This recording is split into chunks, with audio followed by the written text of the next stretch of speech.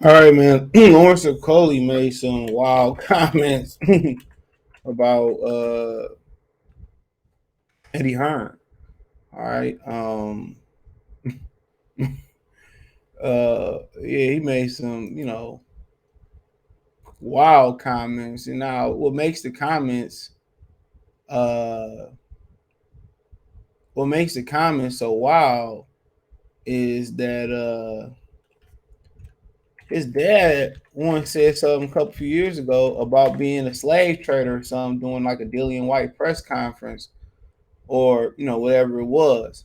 So that's why this kind of gives more validity to people like me who remember him saying that and comparing boxing or something to slave trade. Now you're gonna have people in the UK, black and white and whatever in between they got over there, a Caribbean descent, whatever they want to classify themselves, who's going to co-sign this and who's going to say, well, it ain't really nothing, bad or really, say they mad at Lawrence Okolie and this, that, and the third. Eddie Hearn did clap back.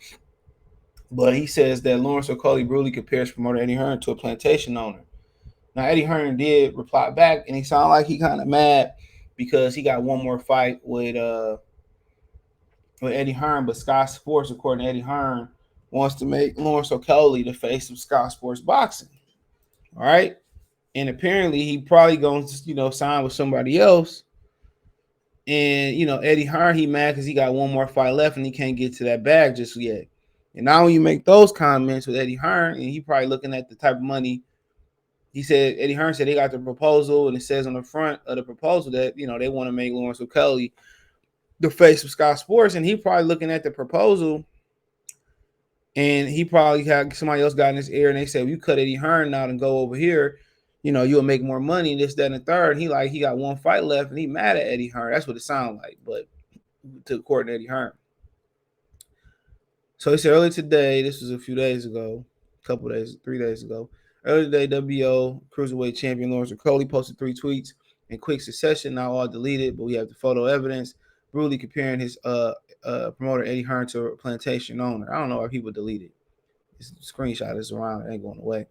Tweet 1 by Lawrence Okolie was captioned, great movie, loads of lessons in this one, with the image of Django Unchained movie. Sorry. The picture was Calvin Candy, a plantation owner who earned his money by forcing male slaves to participate in a brutal wrestling match called Mandingo Fights for his own entertainment and profit. The second tweet by Lawrence Okolie saw him at his promoter Eddie Hearn tweeting, "To be honest, TBH." Eddie Hearn is and was not followed up by anything else but prior to tweet just 1 minute before makes it pretty obvious what he was comparing Eddie Hearn to, a slave master forcing his fighters to fight for his own profit. Lawrence Okolie then made a third tweet. The problem is too often we let those in power dictate the narrative. Another dig at Eddie Hearn implying he thinks he's in power and the media allows him to control the perception the public have. Why is Lawrence Okolie tweeting this? Lawrence Okolie has one fight left with Eddie Hearn, Matchroom Boxing, and wants to leave both his management, 258, and Hearn to go to Boxer Scott. There you go, sports. One potential reason for the outburst is trying to speed up in the process. Either way, these tweets from Okolie are way over the line and heavily controversial of him implying something like this, right? Without proof. And you throwing a temper tantrum, but you got to have proof. Eddie Hearn is being the plantation owner. Hearn signed Okolie straight out the Olympics in 2006. The Olympic team 2016 took him to the British, Commonwealth, European, and World titles in under 16 fights. So he's been about 6 years he's been around. So yeah, Okolie is not particularly excited with some of the fights, massively underwhelming fans, and is not a commercial draw either, as shown by the select fight and previous viewing figures, despite his matchroom gave Okolie the opportunity to headline Sky Sports in the zone. And according to Eddie Hearn, they would like to have him back.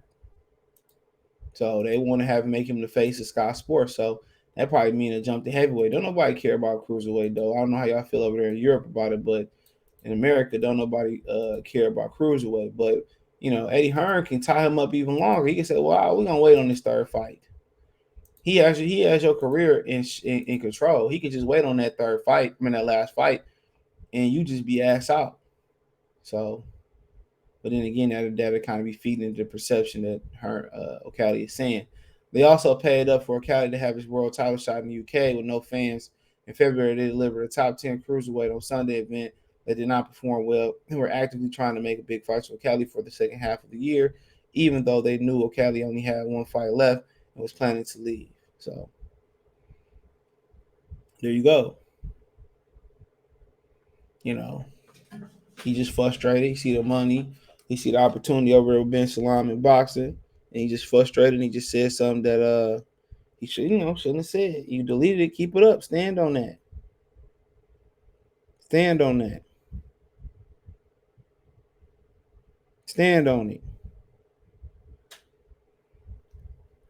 Stand on it. Don't delete it. None of that. You was wrong.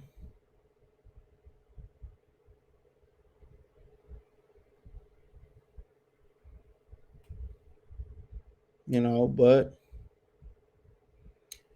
I mean, like I said, I thought he said something when you first hear it. You thought he said something racist. He implied that he was a racist or whatever it was, or it may be. That's what you're thinking, like, bro. You know what Hearn do to him? Because his dad made that comment about slave trading.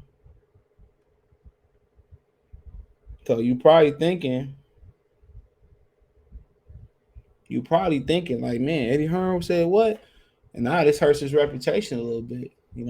People didn't forgot about his daddy said about slave trading and all of that, but he did respond.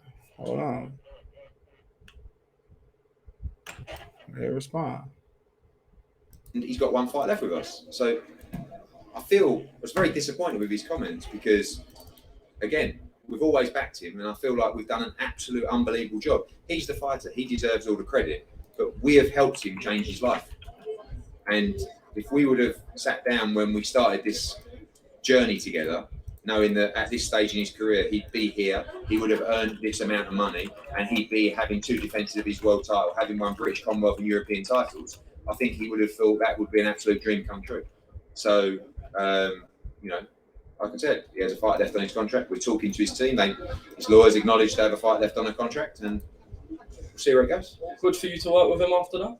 Probably, yeah. I mean, I really don't appreciate the comments because, like I said, when you've behaved in a certain way to a fighter, you've given them every opportunity, you've been true to your word, you've got him in fights where fights have fallen through, you've backed him after, getting stick from fans about putting him up the card or whatever. And I really feel like he's a great fighter. He's had an offer, as I said to you the other day, Sky Sports made him an offer. They want him to be the face of Sky Sports Boxing. I've got the proposal, and that's what it says on the front. So he might feel that that's a big opportunity for him. And obviously he'd be more of a priority there than he would be, maybe he feels, on our global roster. But it doesn't matter. You still have a fight left under your agreement. And with all the investment that we've made and the job that we've done, and when we see comments like that, yeah, it's disappointing. Yeah, he's always going to win this fight. What's he got to do differently than he did against Park in the rematch? All right. There you go. And Eddie Hearn, he could have slapped back and, been a little bit more irrational about what happened. But like I said, it sounded like they did a lot for him. And, then he want to both bust up. Now, maybe he tried to buy himself up, buy himself out. Eddie wasn't going for it. But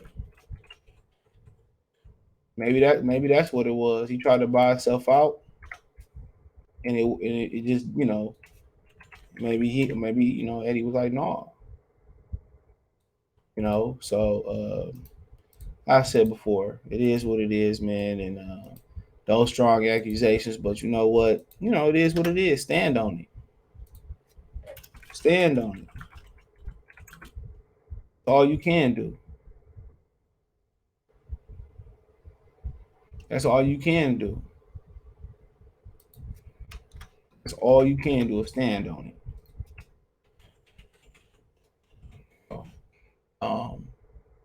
But if you ain't got no proof of him saying something racist to you or nothing like that, man, I mean, really at this point, I mean,